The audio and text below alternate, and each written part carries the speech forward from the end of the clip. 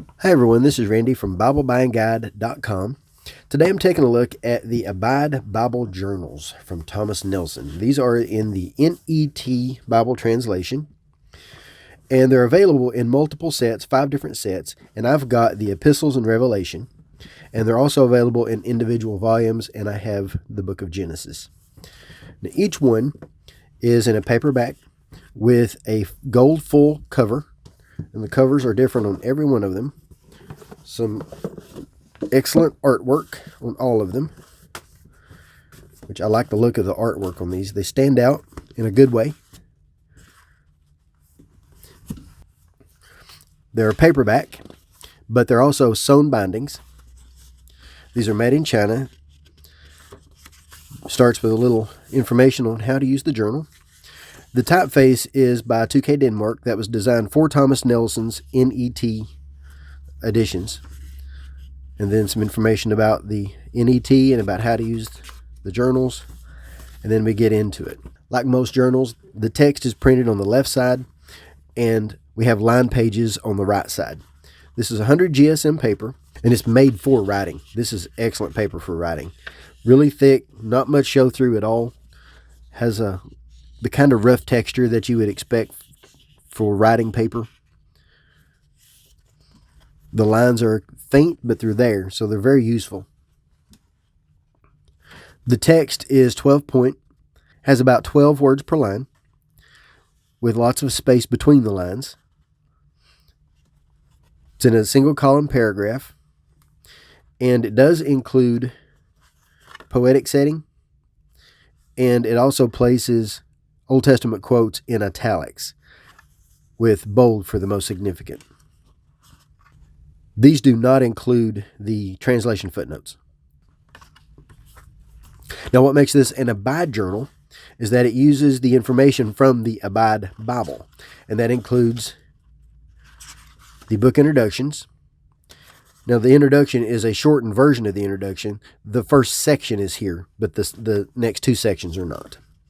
And then it includes the journaling prompts. And that includes contemplate, picture it, journal,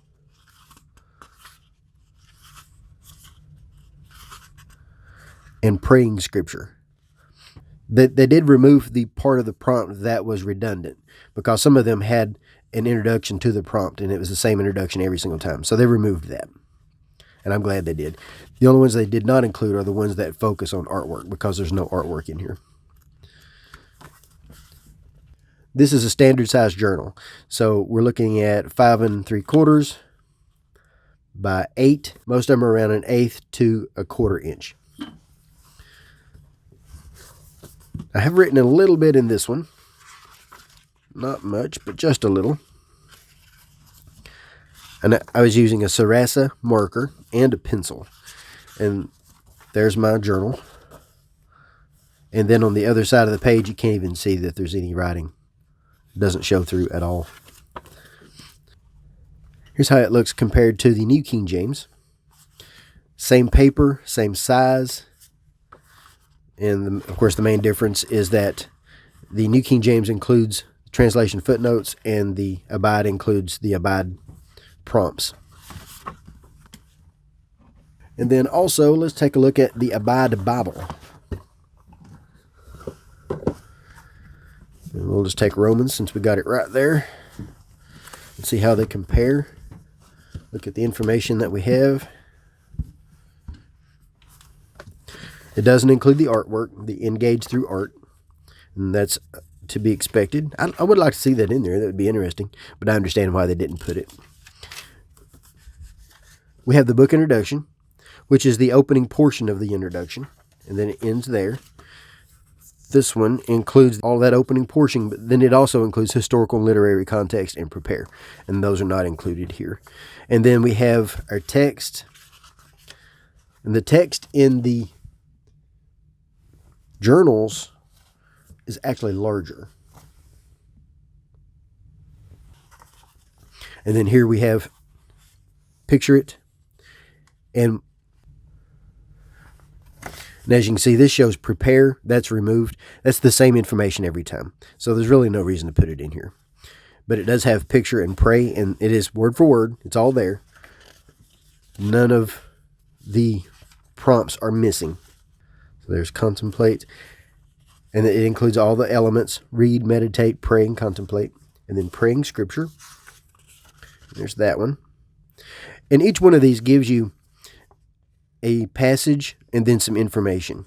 Now, unlike the Abide Bible, which tells you things to journal and things along that line, which I find exceptional. I love the Abide Bible.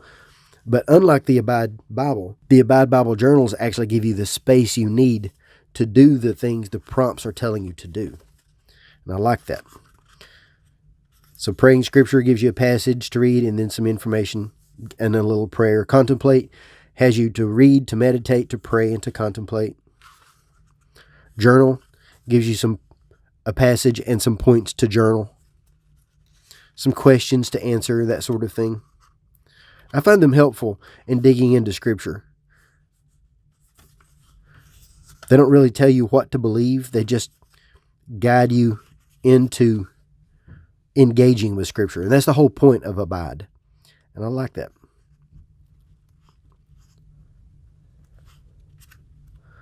This is a good journal set. I like this a lot.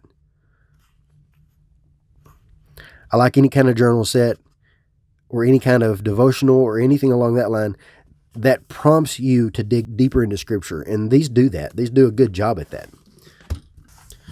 So if you're interested in journaling through Scripture and you're interested in something to guide you and give you prompts to engage in Scripture, then I think you'll like these. This is a really good set. I'll place some links in the notes where you can make a purchase if you're interested. Also, I'll put a link to the written review at BibleBuyingGuide.com, which always has more information because writing. And also, Thomas Nelson did supply this in exchange for an honest review. If you have any questions, let me know. Thanks for watching.